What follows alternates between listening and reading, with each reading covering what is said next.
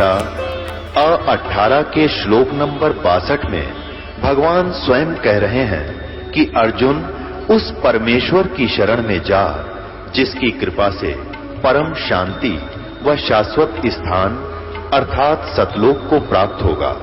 वो परमेश्वर कौन है, कहां है, कैसा है, जानने के लिए कृपया अवश्य सुनिए जगत गुरु तत्वदर्शी संत रामपाल जी महाराज के अमृत वचन।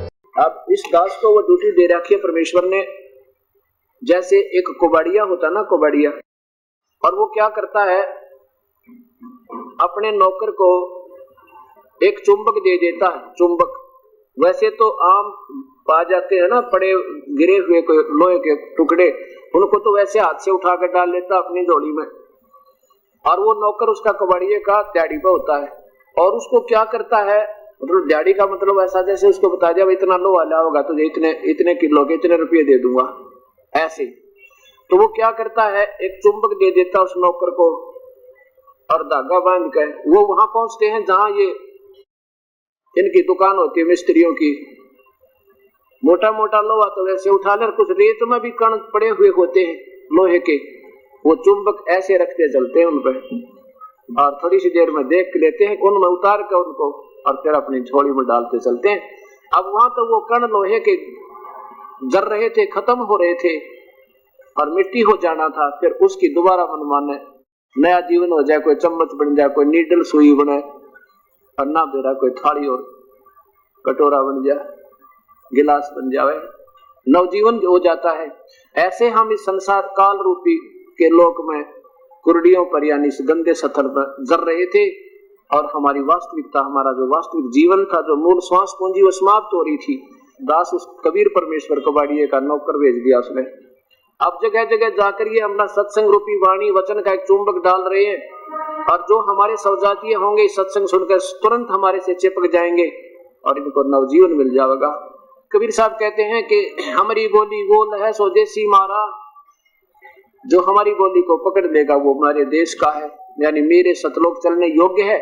जैसे कोयल क्या करती है, कोयल क्या करती है, वो अंडे अलग से घोंसला बनाकर नहीं पैदा करती, क्योंकि कौवा जो होता है, कौवा उसके अंडों को खा जाता है, या दुर्बल को सबल हमेशा सताता रहता है। इस काल का ऐसा भयंकर रूल है इस गंदे लोक में, ये नियम है यहाँ का। अब वो इस डर के मारे जब मादा कवि कोई कहीं घोंसला बना रखा हो, उस मादा कवि के अंडे में अपने अंडे पैदा कर देती है। जब वो मादा कवि कहीं चुग्गा चढ़ने जाती है वो ताक में रहती है, और जब वो मादा कवि वापस आती है तो वो देखती है कि मेरे तो 2 अंडे थे, 2 किसके हो गए। अब वो फिर असमंजस में पड़ जाती, तेरे कौन से हैं और दूसरे किसके, नहीं तो वह पटक दे ठागा नीचे। फिर इस असमंजस में कहीं तेरे वाले नीचे ना गिर जाए, वो चारों को परवरिश कर देती है, से देती है उनको, और जब वो बच्चे बन जाते हैं तो एक जैसे कति अंतर नहीं उनमें। और जब वो देखती रहती है कोयल दूर दूर से कि तेरे बच्चे कहां से हैं, जब वो बच्चे उड़ने लग जाते हैं ना, ऐसे दूर तक उड़ जाते हैं, फिर वापस आ जाते हैं, फिर उड़ जाते हैं, फिर वापस आ जाते हैं, वो देख लेती है कि ये परफेक्ट हो गए, पक्के खिलाड़ी हो गए, उड़ जाएंगे, तेरे साथ चल सकते हैं। तब कहते हैं दूर बैठ के एक वृक्ष पे अपनी बोली बोलती है, कुहू कुहू कुहू।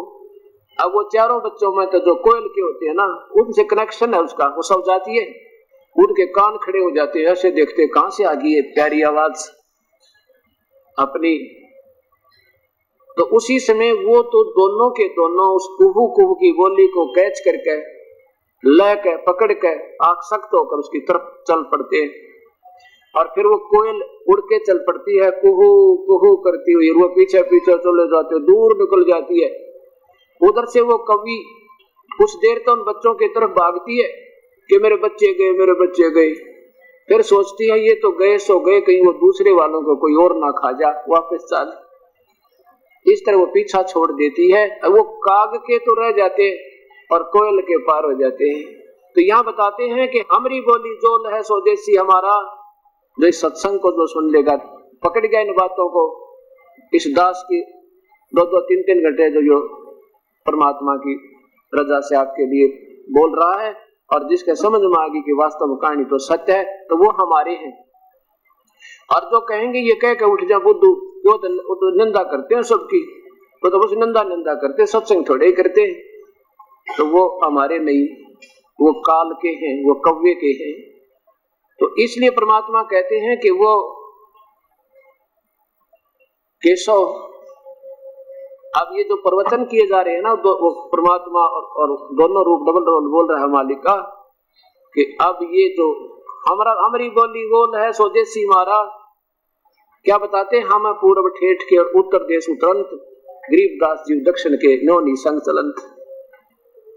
हम तो उस परम पिता के वहां से आते हैं, हमारा तो व्यवहार विचार से मिलता नहीं, अपने ढंग से रहते हैं। और ये लोग हो गए दक्षिण के, मांस मिट्टी खाना दक्षिण में है, ऊट पटांग करना, कहते ये लोग विकारी गणे हो गए। और हमारी बात न ये पकड़ते को ना, ये समझ नहीं पाते, इस योनि संग चलंत, इनमें आप विकार गिनते ठोक दिए काल ने, इसलिए सतमार्ग को ये स्वीकार नहीं कर पाते।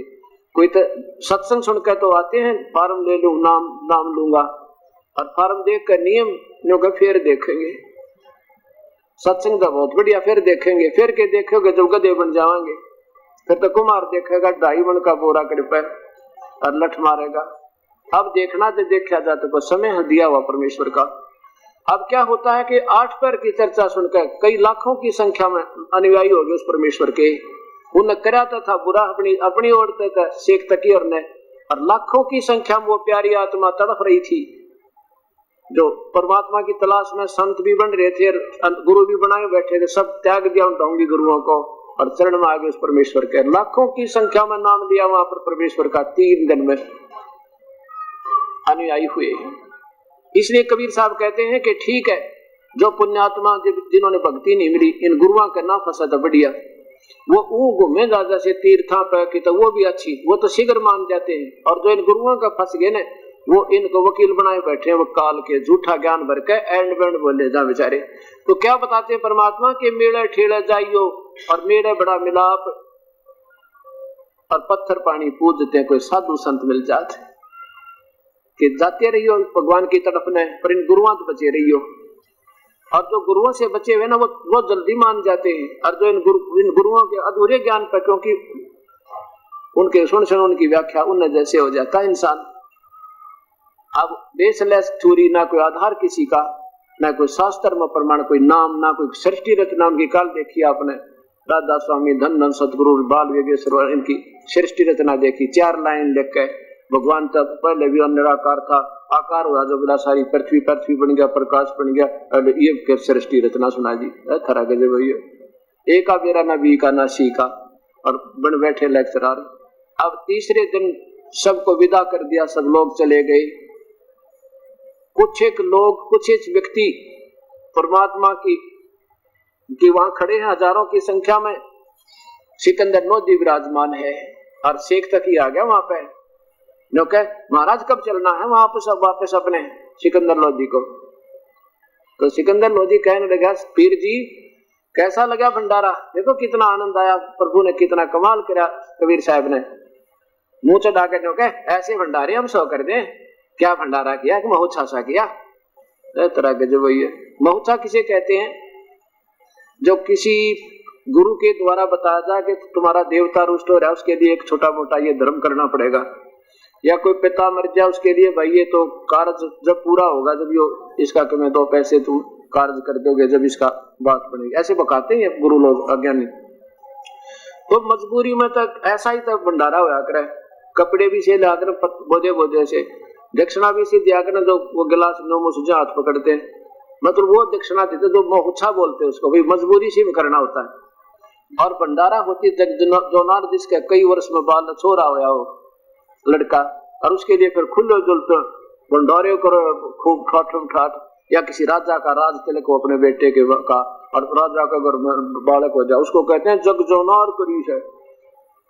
तो गरीबदास जी कहते हैं कि पुण्यात्मा, बड़े जो महान आत्मा थी, वो तेनों कहते भाई ऐसा भंडारा, ऐसा जग जोनार राजा लोग नहीं कर सकते, आज तक भंडारा नहीं देखा, ऐसा पवित्र भोजन भाई ऐसे ठाठ कर दिए, क्या बात की। और शेख तकी जैसे नीच ने क्या किया, भंडारा हम 100 कर दे ऐसे ऐसे, ये तो महोत्सा किया इसने, महोत्सा सा कर रहा था। तो गरीबदास जी कहते हैं कोई कहे जग जो नार करी, कोई कहे महोछा, बड़े बड़ाई करते हैं ये गाली का दे ओछा। परमात्मा कहते हैं कोई कहे जग जो नार करी, कोई कहे महोछा, ये बड़े बड़ाई करया करें, गाली काट दे ओछा। ओछे जो होते हैं स्वयं नीच होते हैं, वो कभी किसी की प्रशंसा नहीं कर सकते, वो दोष निकाल सकते। और जो पुण्यात्मा होती है वो हमेशा बड़ाई किया करती है। अब जब ये बात कही बताते हैं, शेख तकी गूंगा हो गया, अंत आ लिया था उसका, सतगुरु ने कुछ नहीं किया, ना वो बुरा चाहते क्योंकि उसको मालूम था, लेकिन उसके कर्मों के आधार पर जीवन भोग भोगना पड़ता है। कहते हैं गूंगा हो गया, कति जुबान बंद होगी उसकी। और फिर क्या होता है, इतने में सारा सामान समेट के और बैलों के ऊपर रख के और बैल चालते कर दिए केशव के आदेश तक। बंजारे साथ में कई हजारों की संख्या में वो बैलों के साथ आए हुए सतलोक की आत्माएं, और सतलोक से वो आत्मा बैल बना के लाए मालिक। वहां जाके फिर वो वैसे ही जो आत्मा उनकी वहां वास्तविक शरीर पर मनुष्य जैसा 16 सूर्य जितना शरीर, तो ये दूसरा और तेज पुंज का शरीर बनाकर आ जाते हैं, बना देते हैं परमात्मा इनका। तो बैल भी और बंजारे भी सारे चल पड़े। इस गंगा उसमें भरी चल रही थी और चल पड़े, तो आगे दरिया एकदम गंगा बिल्कुल घुटनों पानी हो गया, एकदम नीचे आ गई, उतर गई। और देख रहे हैं सभी, ये भी तक तो ये इतनी खूंखार ढंग से चल रही थी, बहुत गहरी दरिया है वहां पर, बनारस में हम देख आए। और उसमें से जब सब निकल गए ना, वो बंजारे और बैल पार हो गए, इतने वेग से फिर फुल स्विम्पा होगी, फुल भर गई। अब देखने, क्योंकि साथ में भंडारा हो रहा था, पानी पुनी का प्रबंध गंगा से चल रहा था, नहाने धोने का वही हो रहा था, तो सब देख रहे भाई एक ईव तो गंगा बिल्कुल नीचे गई थी, एकदम सब ऊपर आ गई, फुलों फुल होगी, और फुलों को न हो रही। तो फिर सिकंदर लोधी और सबकी दृष्टि गिरी एकदम, क्या हो गया कि भर के आ गई, कहां भर के आ गई, भरगी पूरी, और वो कहां गए बंजारे और बैल। देखे वहां परली साइड में कोई भी कौन दिखाई दे, अरे 9 लाख बैलों की लाइन ला के देखो, मेरे ख्याल में 6 घंटे तक देखते रहना, खड़े होकर वहां तक दिखाई देंगे, इतनी लंबी हो जाती है। एक सेकंड के बाद कोई दिखाई नहीं दिया। जब सिकंदर लोधी ने कबीर साहब से पूछा, जब केशव खड़ा, कबीर साहब खड़े, सिकंदर लोधी खड़ा, अन्य व्यक्ति खड़े और प्रस्थान की तैयारी थी, तब क्या कहा, सिकंदर लोधी ने पूछा, प्रभु ये कहाँ गई वो बंजारे और बैल? कबीर साहब ने कहा, जहां से आए थे वहां गए भाई, ये यहाँ के नहीं थे, ये सतलोक से आए थे, और ये इस कंगाल लोक का, इस काल के लोक का आर नहीं था, ये आप भिखारी मेरे सामने। गीता जी के 15वें अध्याय के 4थे श्लोक में कहता है कि मैं भी उसी की शरण में हूं, और 18वें अध्याय के 64वें श्लोक में कहते हैं कि मेरा पूज्य देव भी वही है। 15वें अध्याय के 16वें श्लोक में लिखा है कि उत्तम पुरुष तो अन्य, वो परमात्मा तो कोई और है जो तीनों लोकों में प्रवेश करके सबका धारण पोषण करता है, वो अविनाशी परमेश्वर है। जब कबीर साहब और गोरखनाथ की गोष्ठी हुई थी, जब परमात्मा ने अपना उसका वास्तविकता दिखाई थी, जब कहा था, कबीर साहब ने कहा था, तेरा ज्योत स्वरूपी अलख निरंजन वो भी जपता जान डरता जान हमारा, तेरा ये ज्योत निरंजन निराकार भगवान जिसे तुम निरंकार कहते हो, जो ब्रह्म कहते हो, कहते ये मेरे सामने भिखारी मेरा आगे हाथ जोड़े खड़ा मेरी पूजा करता है। और खुद 18वें अध्याय के 64वें श्लोक में ये गीता बोलने वाला भगवान ब्रह्म कहता है कि मेरा पूज्य देव भी वही परमेश्वर है। ये तेरे लिए बताता हूँ अर्जुन, ये गुप्त से गुप्त भेद बता रहा हूँ तेरे को, मैं भी उसी की पूजा करता हूँ, ये कबीर परमेश्वर है। बोलो सतगुरुदेव की।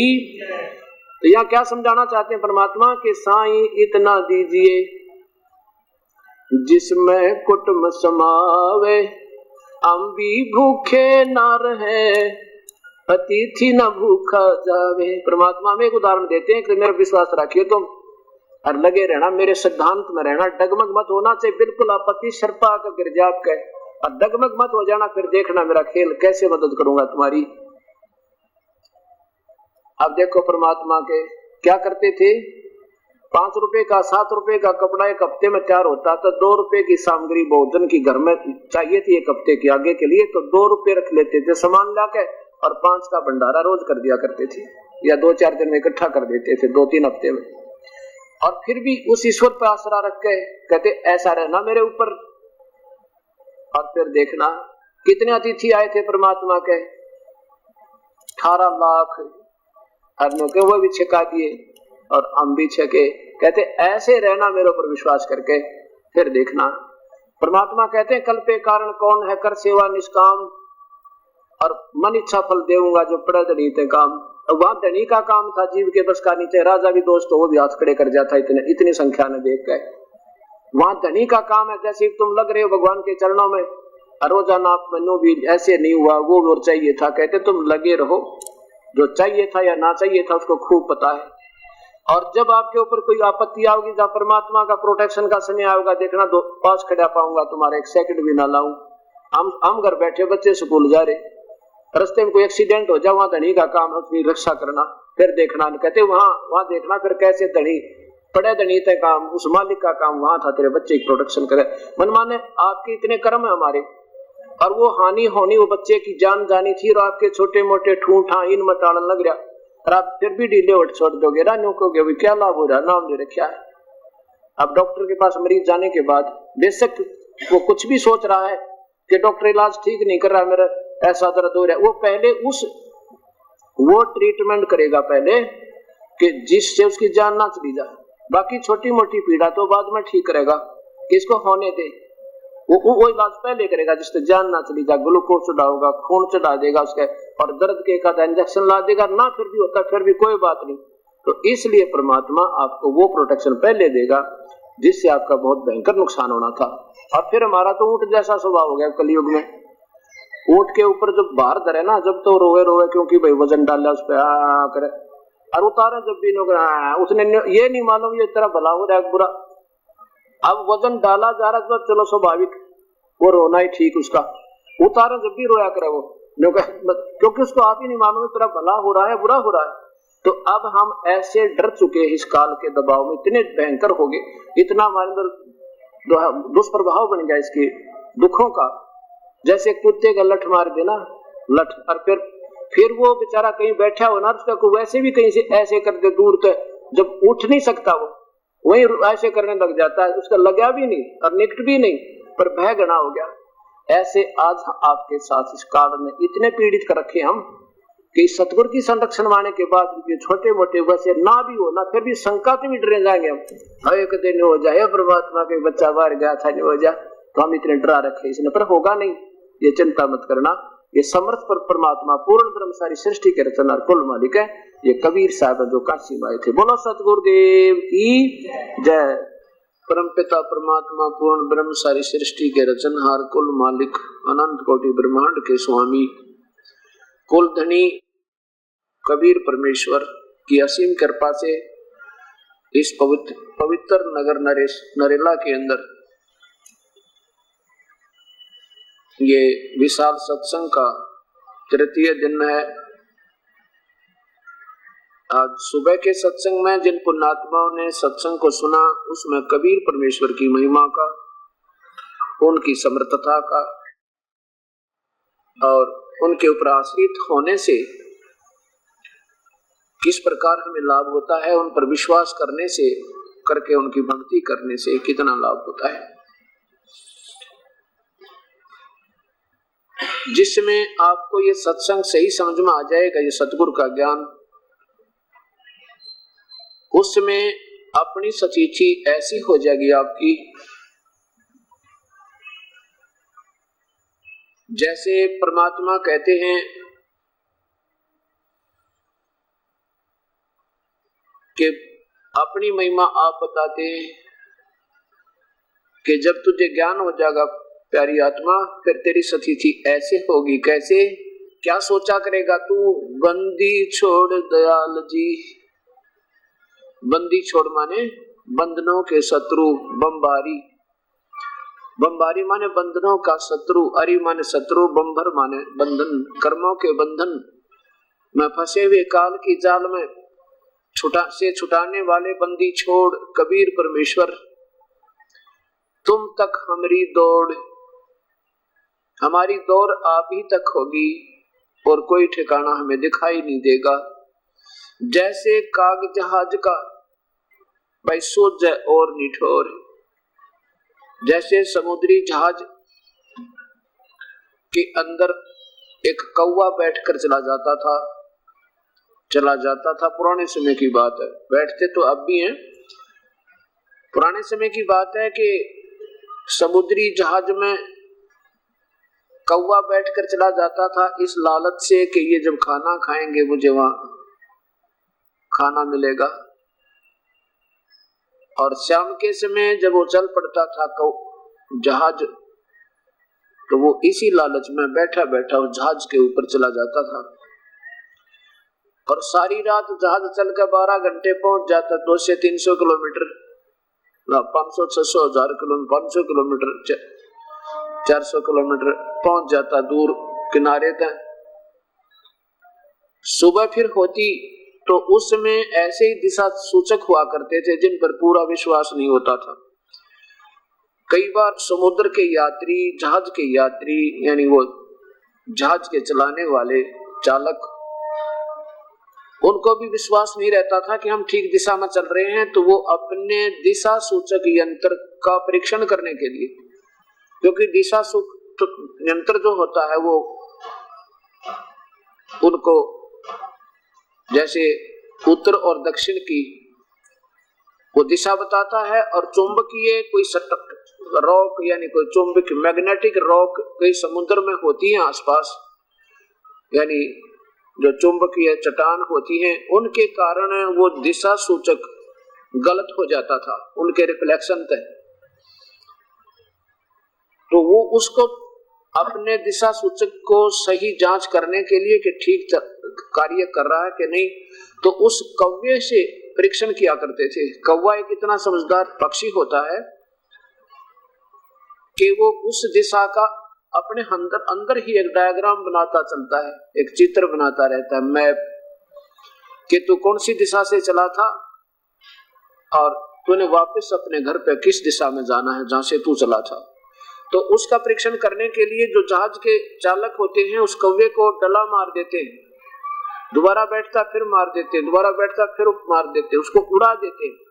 फिर कौवा सोचता है चल अपने उसी स्थल को जहां से तू आया था चला था, वो फिर उस दिशा को चलता है जिस दिशा को से वो चला था, वो बिल्कुल एक्यूरेट जाएगा उस दिशा को। जैसे पूर्व से चले थे तो पूर्व में चल जाएगा, और फिर वो चालक देख लेते हैं कि हमारा दिशा सूचक सही है, क्योंकि अब ये जा रहा पूर्व में, तो हमने पश्चिम जाना था, तो सही चल रहा है कि ठीक, या तुम उत्तर की तरफ हो रहे हो। फिर अपने जहाज को ठीक कर लेते थे, या ठीक है तो फिर बहुत अच्छा, फिर उस कौवे को कुछ नहीं कहते थे वो। अब वो कौवा कुछ देर दूर तो उड़ता था, आधा किलोमीटर 1-2 किलोमीटर तक उड़ जाता, फिर जहां तक देखे सब जगह पानी ही पानी नजर आता, उसको कहीं आश्रय लेने का कोई स्थल नजर नहीं आता। अंत में वो वापस उसी जहाज को देखता है कि और यहाँ समुद्र में कोई ठिकाना नहीं है, उसी जहाज पर आकर उसको अपना आश्रय लेना पड़ता है, वहीं बैठता आके, क्योंकि और स्थान पर बैठे तो सारा समुद्र बैठते डूबे और मरे, इसलिए उसको ज्ञान है कि अब और ठिकाना कहीं नहीं, उस जहाज पर ही चल। तो ऐसे परमेश्वर कबीर साहब में बताना चाहते हैं कि जब तुम्हें सही ज्ञान हो जाएगा इस परम पिता के बारे में, अपने ही बारे में बता रहे कबीर साहब के बारे में, और इन अन्य देवताओं की पूजा का, जैसे पवित्र गीता जी, पवित्र चारों वेद आपके सामने प्रत्यक्ष प्रमाण कर रहे हैं कि पूर्ण परमात्मा की भक्ति के बिना सब भक्ति व्यर्थ है, चाहे वह परब्रह्म की, चाहे पूर्ण ब्रह्म की, चाहे ब्रह्मा और विष्णु महेश की और अन्य देवताओं की। ये सब डूबने का अर्थ है कि जन्म और मृत्यु, कर्म दंड कभी जीव का समाप्त नहीं हो सकता। तो इसलिए क्या बताते हैं कि फिर आपको कबीर साहब ही नजर आएंगे और कोई भक्ति नहीं कर सकते, आपका मन ही नहीं माने। जैसे बच्चा नादान होता है, अनजान, तब तक तो वो ना जाने बिजली के नगन तारों को भी छू लेवे, और ना जाने अग्नि में भी हाथ डाल देवे, ना जाने सर्प को भी पकड़ लेवे। और जब उसको ज्ञान हो जाएगा तो इतनी दूर हो जाएगा, कोई नंगा तार दिखाई देगा बिजली का, बहुत दूर खड़ा हो जाएगा, औरों को भी मना करेगा, देखना देखना नंगी बिजली है। और सर्प दिखाई दे जाए तो बहुत दूर भाग जाएगा, औरों को भी कहेगा वहां सर्प था, सर्प था, क्योंकि अब उसको ज्ञान हो गया कि कितना भयंकर जानवर है ये सर्प, और कितनी खतरनाक ये बिजली है जो नंगे तार को छू लिया था। ठीक इसी प्रकार जब आपको ज्ञान हो जाएगा तो आन उपासना और आन संत के जो दिया जा रहा भक्ति विरुद्ध शास्त्र विरुद्ध साधना आप स्वप्न में भी नहीं देख सकते, बल्कि दूर भाग जाओगे, ये तो बात बिगाड़ देंगे। तो ऐसे परमात्मा कहते हैं कि फिर तुम्हें ऐसे प्रार्थना करना कि हे बंदी छोड़ दयाल जी, तुम तक हमारी दौड़, और जैसे काग जहाज का सूझ और निठोर।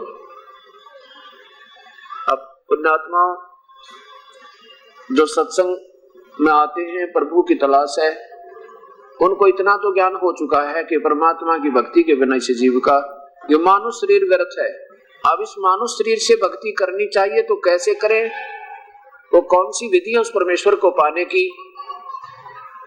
जब तक आपको ये सत्संग, जिसको हम सत्संग कह सकते हैं, अब सत्संग का अर्थ होता है केवल सत्य ज्ञान हो, असत्य ना हो, उसे सत्संग कहा जाता है। जब आप सत्संग में आओगे, जिसे सत्संग कहते हैं, सत्संग सुन लोगे और सत्संग में सुनने से आपको ज्ञान होगा कि जो भक्ति तुम कर रहे हो वाकई ठीक है या गलत है, तो फिर आप अपनी मंजिल की तरफ अपनी दिशा ठीक करके और फिर जितनी स्पीड से यानी जितनी शीघ्रता से जो चल सकेगा उतनी ही मंजिल उसकी निकट हो जाएगी। अभी तक तो हम अनजान पने में कोई किधर दिशा बता देता है उधर भाग लेते हैं, कोई इधर बता देता है उधर भाग लेते हैं, कोई पूर्व बताता है, कोई पश्चिम, कोई उत्तर या कोई दक्षिण, तो हम भाग रहे हैं। इसलिए हमारा वो जो सफर है वो जौ का तू है। गरीबदास जी कहते हैं घर ही कोस 50 पड़त हैं जो तेली का बैला। अब जैसे तेली के बैल को, तेली का बैल कैसा होता था कि पहले एक कोल्हू होता था, कोल्हू, और उसमें तेल निकाला जाता था। तेली एक बैल को जोत के और उसको सुबह चला देता था और वो केवल उसी कुछ अक्षेत्र में एक राउंड, एक गोलाकार में चक्कर लगाता रहता सुबह से लेकर शाम तक, और बहुत स्पीड से भी चलता है तो भी, धीरे धीरे चलता तो भी, और वो उस ज्यादा से ज्यादा वो 200 फुट की परिधि में और वही चक्कर लगाता रहता सुबह से लेकर शाम तक, अर्थात एक कदम भी बाहर नहीं जा पाया। ऐसे ही पूर्ण परमात्मा की भक्ति के बिना असंख्य युग हो गए हमने इस काल के कोल्हू में जड़े हुए। यहाँ साधना की, जैसे शास्त्र अनुकूल वेदों अनुसार भी साधना की, तो कहाँ पहुंचे? ब्रह्मलोक में। वहां एक महास्वर्ग है, महास्वर्ग में जाकर के अपनी पुण्य कमाई को समाप्त किया। फिर कहाँ पहुंचे? नरक में। और उसके बाद कहाँ पहुंचे? 84 लाख योनियों में पशु बने हम। और फिर कभी कोई पुण्य बचा हुआ था तो फिर चल पड़े अपना, फिर कभी मानव शरीर हुआ। मानव शरीर भी हमारे पुण्य भाग है, कोई में भक्ति सत मिल जावे, जैसे ब्रह्म तक की साधना वेदोनुसार भी मिल जाए तो भी धन्य है। और उसके विपरीत हमें नीचे की साधनाएं दी जा रही थी, जैसे ब्रह्मा विष्णु महेश तक की। जैसे एक संसार रूपी वृक्ष का उदाहरण देते हुए गीता जी के 15वें अध्याय के 1, 2, 3, 4 और 5 श्लोक में बताया, ऊपर को जड़ तो पूर्ण परमात्मा और नीचे को तीनों गुण रूपी शाखा। कौन से गुण? रजगुण ब्रह्मा, सतगुण विष्णु, तम गुण शिव जी। ये तीनों टहनियां हैं और जड़ पूर्ण परमात्मा है। तो हमने भक्ति रूपी पौधा जो बीजना होगा तो कैसे बीजना चाहिए था? अब देखिएगा, ये ऊपर को जड़ वाला, नीचे को तीनों गुण रूपी शाखा वाला। ऊपर को जड़ तो पूर्ण परमात्मा है, नीचे को तीनों गुण रूपी शाखा है, रजगुण ब्रह्मा, सतगुण विष्णु, तम गुण शिव जी। और ये तना इसका अक्षर पुरुष है, यानी ये परब्रह्म है, और ये एक डार इसमें से निकली है, ब्रह्म है, क्षर पुरुष है, और ये तीनों देवा शाखा है। गीता जी के 7वें अध्याय के 12 से लेकर 15 तक श्लोक में ये मना किया है कि तीनों गुणों की पूजा नहीं करनी चाहिए, ये मूर्ख लोग करते हैं। और उनको क्या संज्ञा दी है परमेश्वर ने?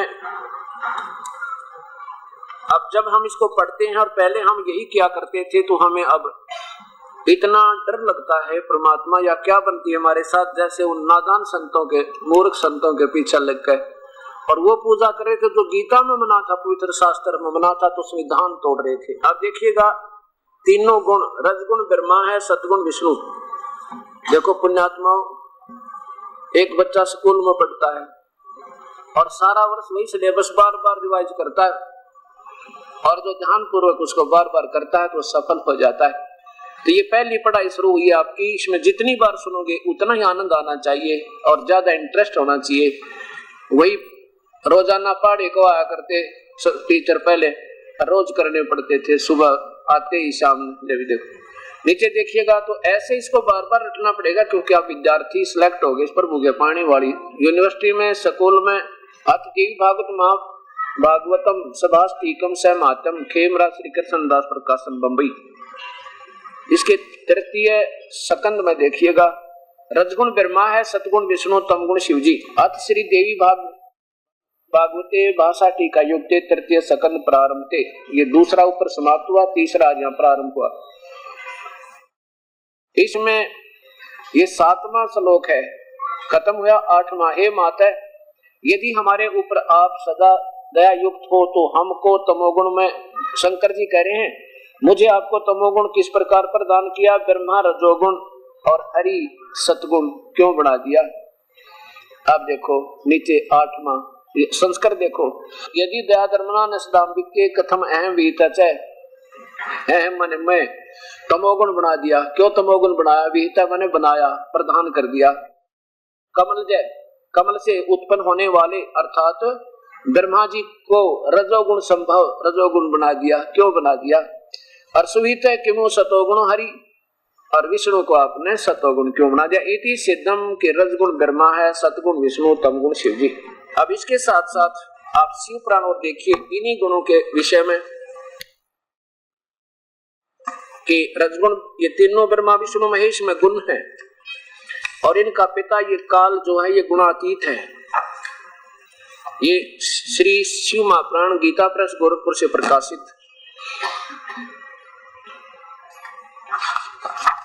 और इनके कौन संपादक है, हनुमान प्रसाद पोदार। और कहां से ये मुद्रित है यानी छपी है, गीता प्रेस गोरखपुर से। अब यहां देखिएगा, पहले तो ये भी दिखाएं कि ये काल जो है इसी को सदाशिव भी कहते हैं, और ब्रह्मा विष्णु महेश की माता दुर्गा है। रुद्र संहिता यहां देखिएगा, ये है दुर्गा यानी सदाशिव के साथ जो दुर्गा है या महापार्वती रूप में काल इसको अपने साथ रखता है। उस पराशक्ति को प्रधान प्रकृति गुणवती माया बुद्धि तत्व की जननी विकार रहित बताया है। वह शक्ति अंबिका कही गई है, उसी को प्रकृति सर्वेश्वरी त्रिदेव जननी, तीनों देवताओं की मां ब्रह्मा विष्णु महेश की माता जननी, नित और मूल कारण भी कहते हैं। सदाशिव द्वारा प्रकट की गई उस शक्ति की 8 भुजाएं। त्रिदेव जननी कौन है, ये दुर्गा है। अब इससे पहले आपको एक थोड़ा सा ये देखना पड़ेगा, ये एक ब्रह्मांड है। इस ब्रह्मांड को देखिए, इस ब्रह्मांड में इस काल भगवान ने, ज्योति निरंजन ने, सदाशिव ने एक ये गुप्त स्थान बनाया है, इसको कहते हैं ब्रह्मलोक। और इसमें एक तो रजोगुण प्रधान क्षेत्र, इसमें ये स्वयं काल जो है ज्योति निरंजन स्वयं महाब्रह्मा रूप में रहता है, और अपनी पत्नी दुर्गा शेरा वाली को मां सावित्री रूप में रखता है। यहाँ जो पुत्र उत्पन्न होता है उसको रजोगुण बनाकर और नाम ब्रह्मा रख देता है। ये काल ऐसा, इसने ऐसा सिस्टम बनाया है। अब यहाँ ये तमोगुण प्रधान क्षेत्र है, वहां रचना की हुई इसने अलग से 3 इन जीवों को ऐसे धोखा देने के लिए और यहाँ पर अपने उल्लू सीधा करने के लिए सदाशिव ने इस काल में यहाँ पर अपना महाशिव रूप बना रखा है, और इसमें अपनी पत्नी दुर्गा को मां पार्वती रूप में रखता है। या इनके दोनों के संयोग से जो पुत्र उत्पन्न होता है उसको ये ब्रह्मा, उसको तमोगुण बनाकर और ब्रह्मा शिव नाम रख देते हैं, इसका रुद्र इस रख नाम रख देते हैं, फिर इनको बेहोश कर देते हैं। ये इनका पुत्र जो उत्पन्न होता है। और ये सतोगुण प्रधान क्षेत्र है, इसमें ये काल स्वयं महाविष्णु रूप में और इस दुर्गा को महालक्ष्मी रूप में रखता है। इस स्थान पर जिन दोनों के संयोग से जो पुत्र उत्पन्न होता है उसको तमोगुण बनाकर और विष्णु नाम रख देते हैं। अब इस प्रकार फिर इन तीनों पुत्रों को इनकी शादी करके और नीचे के 3 लोकों में दे देते हैं, भेज देते हैं। विष्णु, ये विष्णु जी का लोक अलग से, और ये काल के पुत्र है तीनों, और ब्रह्मा का लोक और शिव का लोक। ये तीनों भगवान केवल एक विभागीय मंत्री समझो, एक प्रांत में, एक ब्रह्मांड में। ये पृथ्वी लोक, ये पाताल लोक और ये स्वर्ग लोक, इन तीन लोकों पर इनकी एक एक विभाग की प्रभुता है। अब देखिए, ये एक ब्रह्मांड है, ऐसे ऐसे इस काल के 21 ब्रह्मांड हैं। ये काल के 21 ब्रह्मांड देखो, इसके पिता के, ज्योति निरंजन के, इनके पिता के। इसने इन 20 माह के ऊपर देखो, पहले ज्योति निरंजन काल ब्रह्म के 21 ब्रह्मांड का के लोक 21 ब्रह्मांड का लघु चित्र। इसने 20 महाब्रह्मांडों को ऐसे रोक के, जैसे एक ब्रह्मांड आपने देखा, इनमें से सारे में एक जैसी स्थिति है। पांच ब्रह्मांडों का एक ग्रुप बना के एक महाब्रह्मांड बना दिया। ये महाब्रह्मांड, ये ब्रह्मांड है। ऐसे ऐसे ये 4 महाब्रह्मांडों में 20 ब्रह्मांडों को रोक के 21 में महाब्रह्मांड तुल एक स्थान लेकर यहाँ इसने अलग से अपनी राजधानी बनाई है। जब नीचे के यहाँ तक के ये सब कई बार समाप्त हो जाते हैं, ये बहुत देर में समाप्त होता है, ये अक्षयतर। तो इसमें एक नकली सतलोक, नकली अलखलोक, नकली अगमलोक, नकली अनामी लोक, इन प्राणियों को धोखा देने के लिए न रची हुई है। इसी प्रकार यहाँ पर इस काल ने एक ब्रह्मलोक, ये महास्वर्ग बनाया एक ब्रह्मांड में। इसमें भी आगे जाके ऐसे नकली सतलोक, अलखलोक, अगमलोक, अनामी लोक की रचना इस जीवों को हर ब्रह्मांड में धोखा देने के लिए। और जब ये 20 ब्रह्मांडों का विनाश हो जाएगा, फिर इनको धोखा देने के लिए यहाँ रच रखे। और ये सोचते हम सतलोक पहुंच गए, बस मान ले पिछली किसी की पुण्य कमाई है ऋषि की, अब तो शास्त्र विरुद्ध कर रहे हैं, तो सीधे नरक में जाएंगे। पिछली फिर भी कोई कमाई किसी की बची हुई होगी तो उनको यहाँ छोड़ देगा और 12 को यहाँ सेलेक्ट कर लेगा। वो अभी ये 12 को तो यहाँ भेज दिया, बाकी और 12 यहाँ सेलेक्ट कर लिए, अगले कलयुग में उनको यहाँ दुखी भ्रमित करने के लिए चारों युगों में भरमाता रहेगा। अब ये 21 ब्रह्मांड काल के ब्रह्म के, ब्रह्मा विष्णु महेश के पिता के, और ब्रह्मा विष्णु महेश केवल एक ब्रह्मांड में एक विभाग के मंत्री हैं। अब देखो स्थिति पूर्ण स्थिति पूर्ण ब्रह्मांडों की।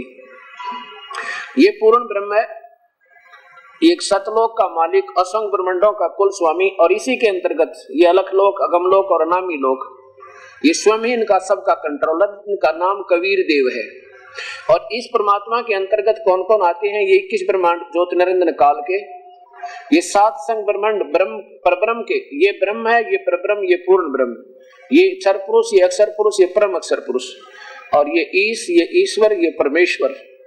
ये परमेश्वर के अंतर्गत यानी पूर्ण ब्रह्म के अंतर्गत ये सारे ब्रह्मांड आते हैं। तो अब देखो इस ब्रह्मा विष्णु महेश की क्या स्थिति है और ये कितना राहत आपको दे सकते हैं। ये स्वयं नाशवान है, अजरो अमर नहीं है, ये अपनी आप ही देवी भागवत महापुराण में स्वीकार करते हैं। अब देखिएगा देवी भागवत, आपको अब देखिएगा, ये आपको दिखाते हैं, ये शिव महापुराण जिससे प्रसंग चल रहा था। अब आपके समझ में आओगे ये काल जो है स्वयं सदाशिव कहलाता है। यही शिव महापुराण जो अभी आपको दिखाया था और गीता प्रेस गोरखपुर से प्रकाशित है। इसका रुद्र संहिता ये काल भी कहलाता है। और नीचे आओ उधर, वहीं से फिर ये जो काल के साथ दुर्गा रहती है जो सदाशिव। अब ये शिव महापुराण कहां से प्रारंभ हुई? इस काल से, सदाशिव से, ज्योति निरंजन से, ब्रह्म से, और समाप्त होती है इसके पुत्र त्रिलोकीय पुत्र शिव की लीलाओं पर। अब ऐसे समझना, अब ये दुर्गा की महिमा है, या महापार्वती समझो चाहे दुर्गा समझो, उस पराशक्ति को प्रधान प्रकृति गुणवती माया बुद्धि तत्व की जननी विकार रहित बताया है।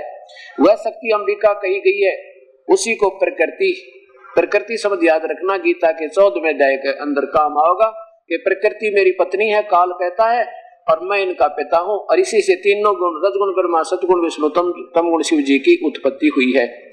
सर्वेश्वरी और त्रिदेव जननी ब्रह्मा विष्णु महेश की माता है। नित्य और मूल कारण भी कहते हैं। सदाशिव द्वारा प्रकट की गई उस शक्ति की 8 भुजाएं हैं।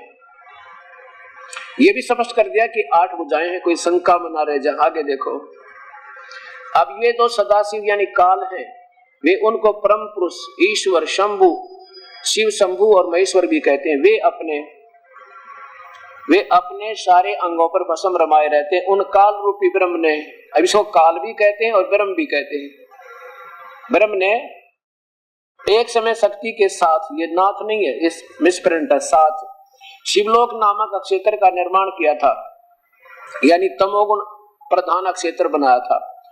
उसको उत्तम काशी कहते हैं, वो सबके ऊपर विराजमान है। वे प्रिया और प्रियतम दोनों पति पत्नी के रूप में, शिव और ये महाशिव रूप में ये काल और महापार्वती रूप में दुर्गा, पति पत्नी के रूप में वहां रहते हैं। या नीचे लाओ, देवर से एक समय उस आनंद वन में रमण करते हुए शिवा यानी दुर्गा के और शिव इस काल के मन में इच्छा हुई कि किसी दूसरे बेटे की उत्पत्ति करें, पुरुष की उत्पत्ति करें। यो विचार करके, ऐसा निश्चय करके शक्ति से सर्वव्यापी परमेश्वर शिव ने अपने वाम अंग के 10वें अंग पर अमृत मल दिया, अर्थात पति पत्नी व्यवहार से किया। तो फिर वहां से एक पुत्र उत्पन्न हुआ, एक बच्चा हो गया।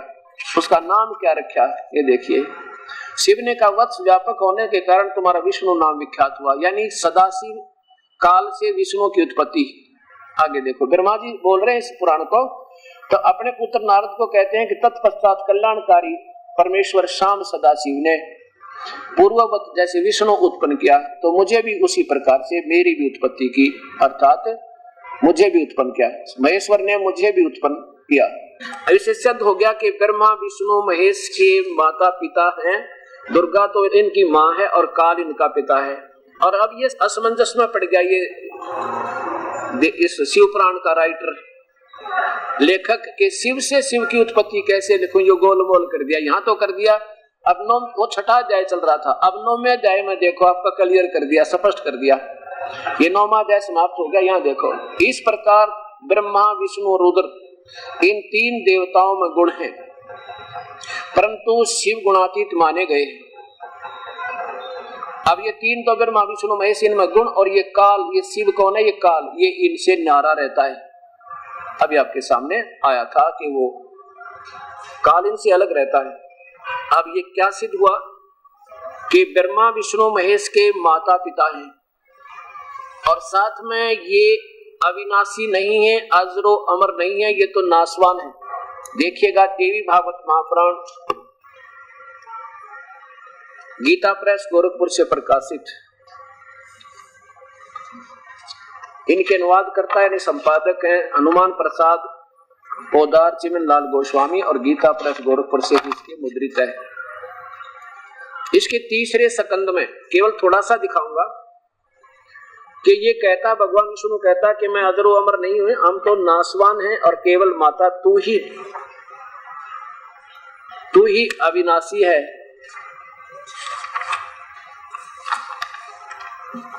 ये 3रा स्कंद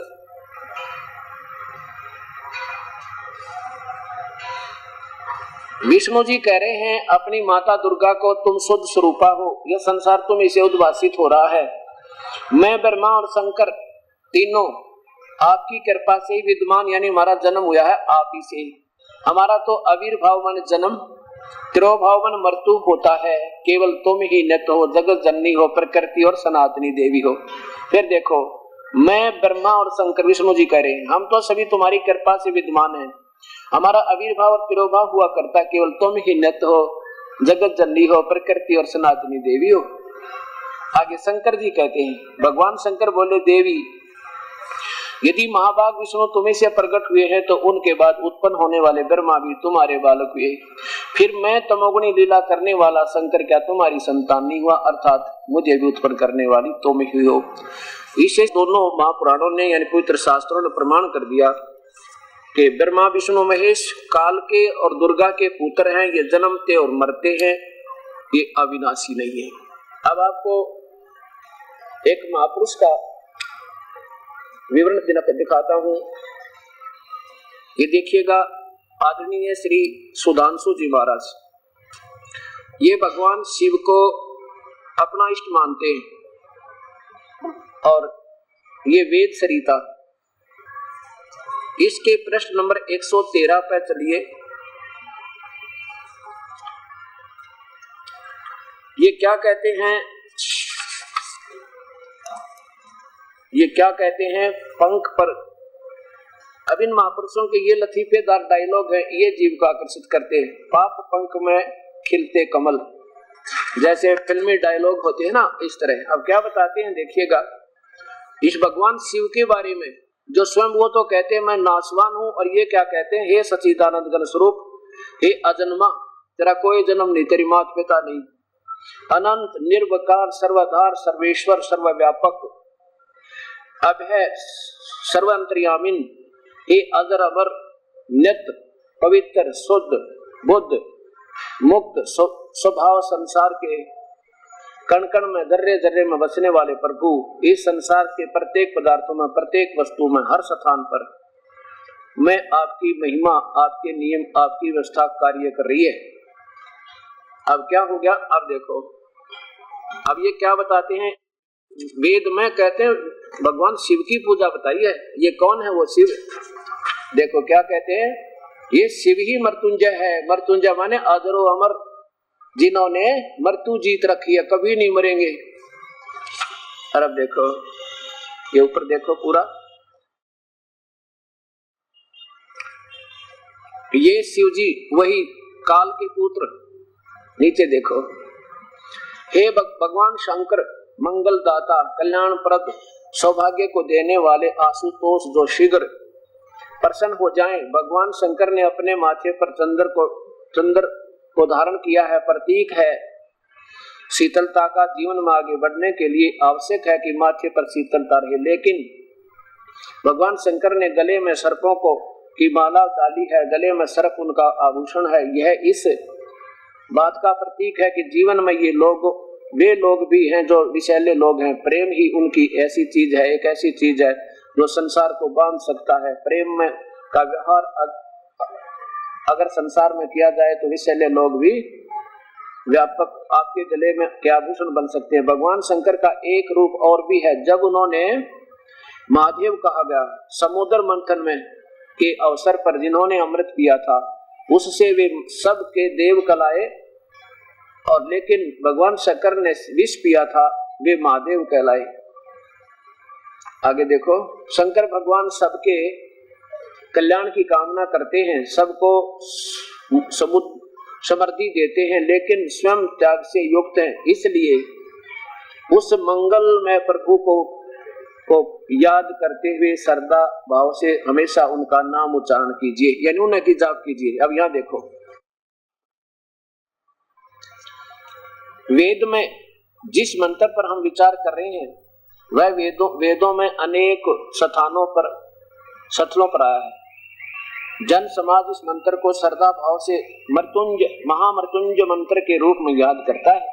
भगवान ने हमें इस मंत्र में जीवन की महान शिक्षा दी है। वेद के ऋषियों ने अपने भगवान के समक्ष श्रद्धा भाव से की कामना की। नीचे देखो, भक्त कहता है कि मैं संसार के स्वामी महेश्वर भगवान का, इनकी सोच देखो, वेदों में कहते हैं मैं महेश्वर भगवान, ये काल के पुत्र को भगवान का ध्यान करता हूँ।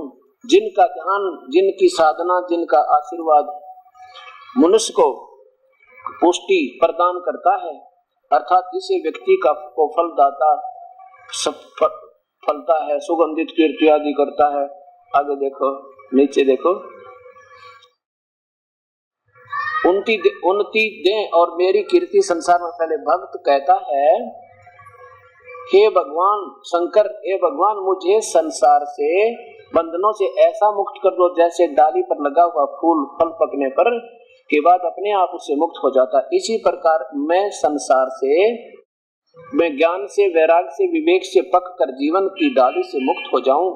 अब आगे देखो, मृत्यु से दुख, मृत्यु से यानी मुझे मृत्यु से भी दुख दूर कर देगा, मेरा जन्म मरण नहीं होगा आपकी कृपा से। दुख से मुझे मुक्त करना, मुझे जन्म मरण से तो दुख दूर कर देना, फिर मैं ना मरूं। मृत्यु से, दुख से तो मुक्त करना, लेकिन अमृत से नहीं, अपने अमृत धाम से भगवान मुझे दूर नहीं करना। अमृत धाम, अमृत धाम माने जो कभी ना मरने वाला अमर लोक है। उस शिव के लोक को ही अमर लोक है। और शिव जी आपका मैं नासवान, हमारा जन्म मृत्यु होता है तो सताई है नहीं। तो ये आप देखो, वो क्या कहते हैं कि मृत्यु से, दुख से मुझे मुक्त कर देना, लेकिन अपने अमृत से नहीं, अपने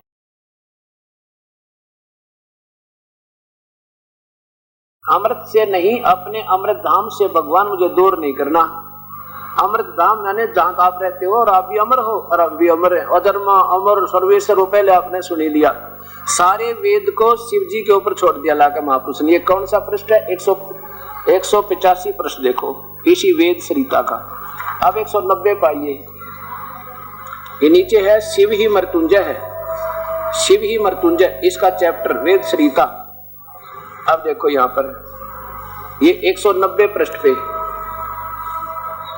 ये 190 पृष्ठ देखो, और यहां भगवान शिव के स्वरूप को याद कीजिए। संकेत देते हैं भगवान शंकर का भजन किया करो।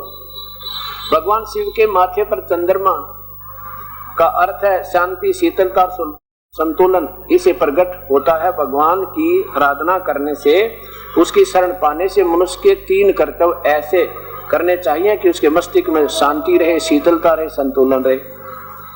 अब देखो भगवान शंकर के माथे पर चंद्रमा धारण किए बैठे हैं, मस्तिष्क पर गंगा, और गंगा है तो ज्ञान, गंगा का प्रवाह होता रहे और शांति शीतलता निरंतर बनाए रखे, और संतुलन छोड़िए नहीं। भगवान शिव ने अपने गले में सर्प डाला हुआ है। मतलब हुआ कि दुष्ट लोगों से भी, कभी बुरे लोगों के, जिनके काम की जहर, काम ही जहर उगलने का, उनको भी थोड़ा सा दबने पर भी एक डंक लगा देते हैं। अब कहने का भाव ये है कि ये महात्मा जी क्या कहना चाहते हैं कि भगवान शिव की पूजा करना चाहिए। इसका तात्पर्य ये आ गया। अब देखिएगा, गीता जी जो है ये हमारा पवित्र शास्त्र, चारों वेदों का सार है।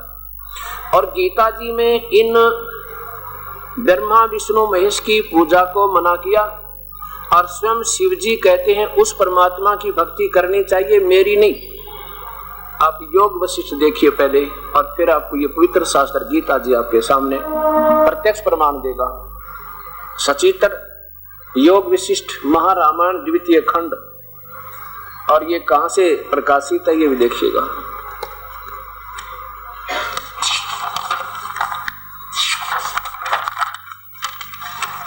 ये ऊपर देखिए, महर्षि वाल्मीकि रचित संपूर्ण योग वशिष्ठ महारामायण द्वितीय खंड।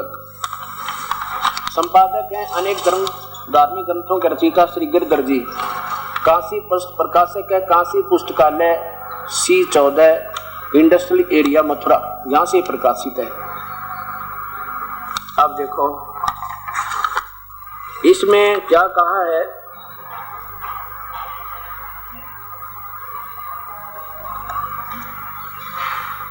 ये प्रश्न नंबर 592। श्री महादेव जी ने कहा, मेरे से उस समस्त जगत स्वरूप मणि को पटरी में परम चेतन सर्वेश्वर परमात्मा में उनकी शक्तियां प्रत्यक्ष आविर्भूत होती है। अब यहां देखो,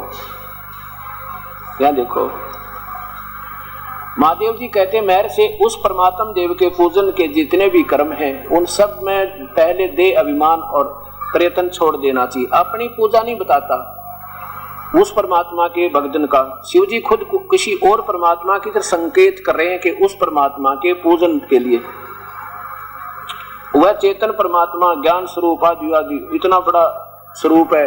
ये इस प्रकार, तो ये कहने का भाव ये है कि ये महापुरुष, यहां देखो मैं वही कहते आ रहे हैं। प्रश्न नंबर ये 594, 93, 94 आपके ऊपर देखिए। उसके हृदय कोश माने एक उनके ब्रह्मांड समूह छिपे हुए हैं, वह प्रकाश रूप तमस से परे वह परमात्म देव परम देव है। यहां देखो नीचे, और क्या बताते हैं कि यही परमात्म शिव हर हरि ब्रह्मा इंद्र कुबेर और यम रूप स्वरूप है। वो पूर्ण परमात्मा कबीर साहब की तरफ संकेत है कि वही सब की शक्ति उसी में है। यहां देखो, उस सत्ता के होने वाली सता रूप उस जग जाल का उत्पादक सेंस ये महाकाल इस परमात्म देव का द्वारपाल है। ये महाकाल कौन है? ये सदाशिव। ये काल भी कहते हैं उस परम पिता के सामने नौकर है उस परमेश्वर का, उसका द्वारपाल है। अब बताओ, अब ये क्या कहते हैं? उस परमात्म देव का, ये शिव जी कह रहे हैं उस परमात्म देव का चिंतन करना चाहिए, केवल उस परमेश्वर का, अपना नहीं बता रहे ये। अब यहां देखिएगा, अब 5वें अध्याय का 32वां श्लोक,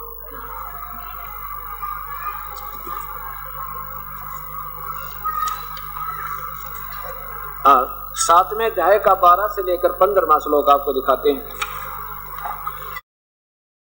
अब ये स्पष्ट हो गया कि तीनों गुण रजगुण ब्रह्मा है, सतगुण विष्णु, तमगुण शिव जी। ये पवित्र गीता, ये पवित्र शास्त्र गीता जी, श्रीमद् भगवत गीता,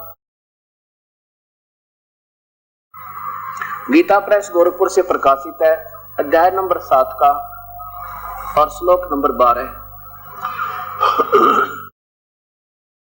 ये सदाशिव ज्योत निरंजन कह रहा है ब्रह्म, और भी जो सतगुण से उत्पन्न होने वाले भाव हैं और जो रजगुण से और तमगुण से, सतगुण से तो जीवों की सतिथि विष्णु का गुण है विष्णु जी के द्वारा, और रजगुण ये ब्रह्मा और तमगुण शिव जी। इन तीनों से जो भी होता है सत, यानी जीवों की उत्पत्ति, सतिथि और संहार, उन सबको मुझसे ही होने वाला जान, क्योंकि इस ब्रह्म ज्योत निरंजन सदाशिव महाकाल को श्राप लगा हुआ है।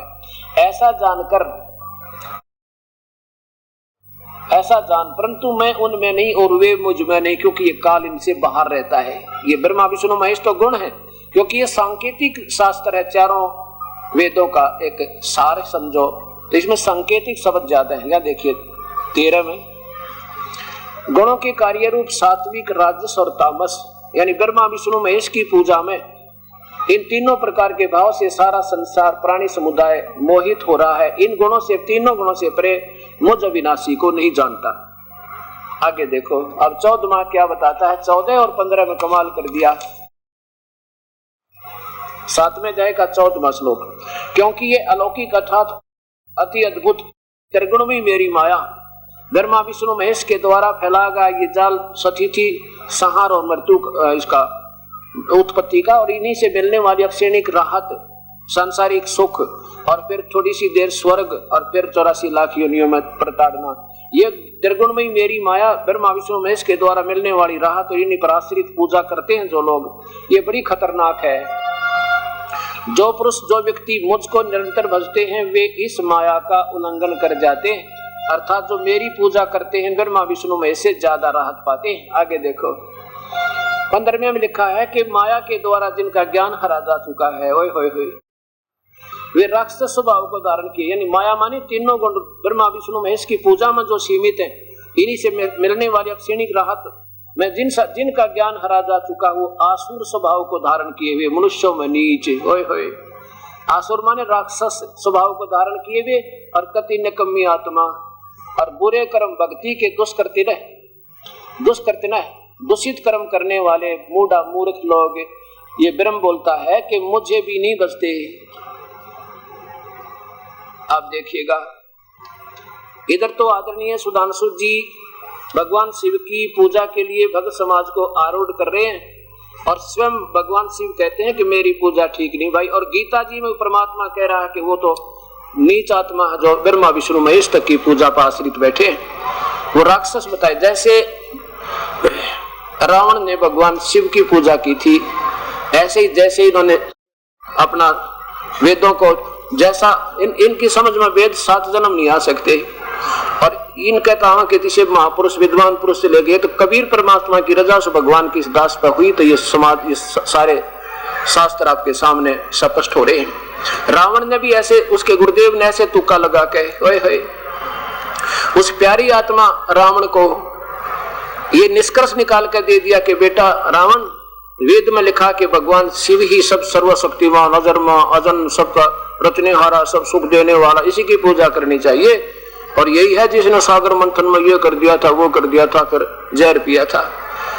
अब रावण का दोष कति नहीं, दोष उस दुष्ट आत्मा उनके गुरु का है, जिन्होंने शास्त्रों के विरुद्ध साधना, अपना कंक्लूजन निकाल के अपने हिसाब से कुछ बुद्धि का प्रमाण देकर उस प्यारी आत्मा को शिव की पूजा करवा दी, तमोगुण की। और उसका क्या दोष रावण बेचारे का, उसने परमात्मा पाने के लिए और यहाँ से चढ़ा दिया समर्पण। कहते हैं सिर साटे की भक्ति है और कछु नहीं बात, और सिर कै साटे पाई अभी अवगत लखनाथ। अब जिस भी इष्ट की तुम भक्ति करोगे तो समर्पण भाव से करना होता है। अब उसने ये भी सोच लिया रावण ने, भगवान राजी हो जा, परमात्मा मिल जाते, शीश चला जाए, तो उसी का तो दिया हुआ है।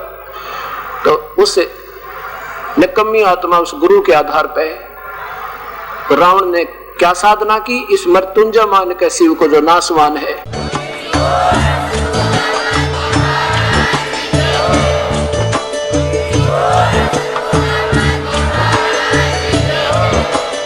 आप सुन रहे थे जगत गुरु तत्वदर्शी संत रामपाल जी महाराज जी के मंगल प्रवचन। अधिक जानकारी के लिए विजिट कीजिए हमारी वेबसाइट www.jagatgururampalji.org। संत रामपाल जी महाराज जी के शुभ आशीर्वाद से पूरे विश्व भर में 500 से भी ज्यादा नाम दीक्षा केंद्र हैं, जिन पर संत रामपाल जी महाराज जी द्वारा ऑनलाइन निशुल्क नाम दीक्षा दी जा रही है। अपने नजदीकी नाम दीक्षा केंद्र का पता करने के लिए संपर्क करें 8222880541।